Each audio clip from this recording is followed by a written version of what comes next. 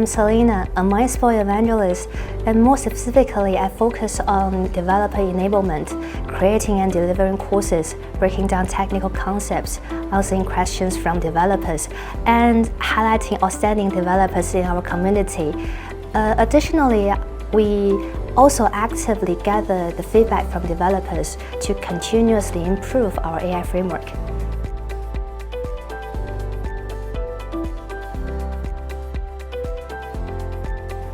Well, it depends on the schedule. If there are a lot of evangelism activities arranged, I travel quite frequently, so you might catch me everywhere in different cities, sharing ideas, chatting with developers, and even judging at competitions. But evangelism is just part of my job.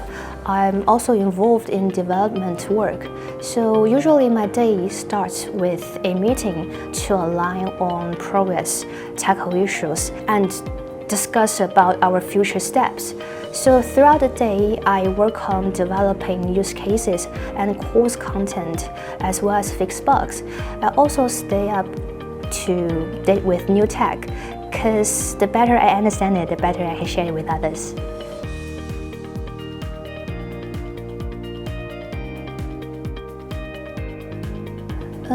I have to say, we've always placed a high add value on developer feedback.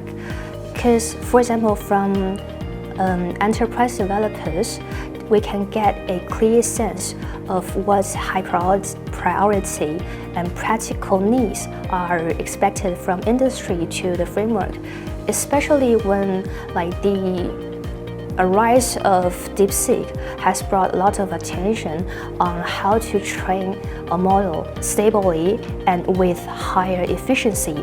So that requires the framework to support certain algorithms, for example, reinforcement learning algorithm, GRPO, and to ensure that we can maximize the efficiency of model training with, if it is training distributedly across large clusters.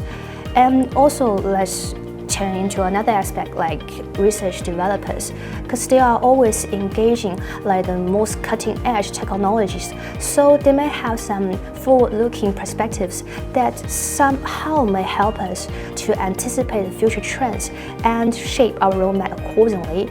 But broadly saying, any developer who uses the framework may come to the situation that you might find it is unintuitive, or I feel uncomfortable using the framework, or you find that there's certain material lacking. So we genuinely welcome this kind of feedback, because to improve the usability of MindSpore, you may notice with each new release, we've continuously improving the usability of MindSpore to make it more developer-friendly.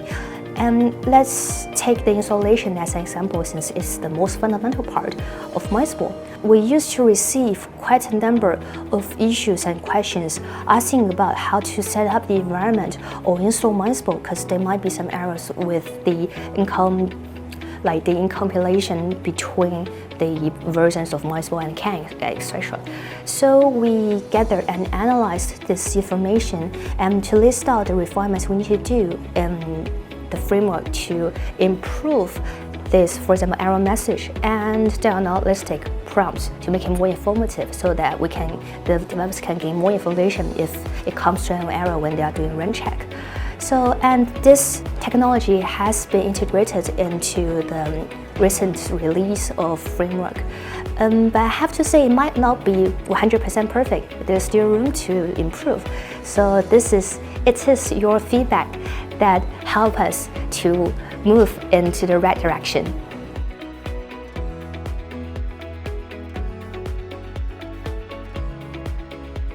One of the most valuable things to me is to absorb different viewpoints and insights from a wide range of people, and it also helps me keep updated with the rapidly growing world of AI. So I think it's kind of related to my answer to the previous question. So, because I think it's the beauty of open source of MindSpore. Within such community like this, you may have a chance to get in contact with, for example, professors and students in schools, and AI engineers, as well as researchers, and they may all have their own views or perspective according to their experience.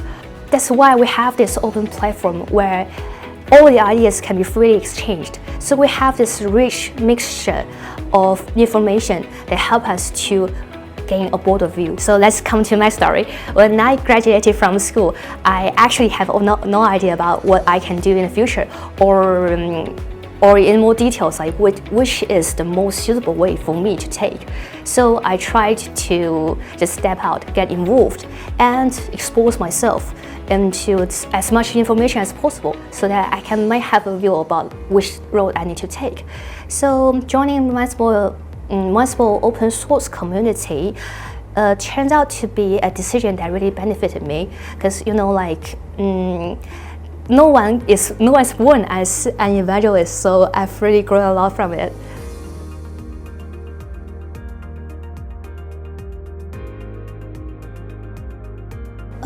We are excited to welcome more developers into our community to contribute and also grow together with MindSpore. And talking about this, we'll keep refining our courses and learning materials to give all developers a better experience of their learning journey and skill enhancement. And at the same time, we'll always welcome all the feedback from developers to improve our usability.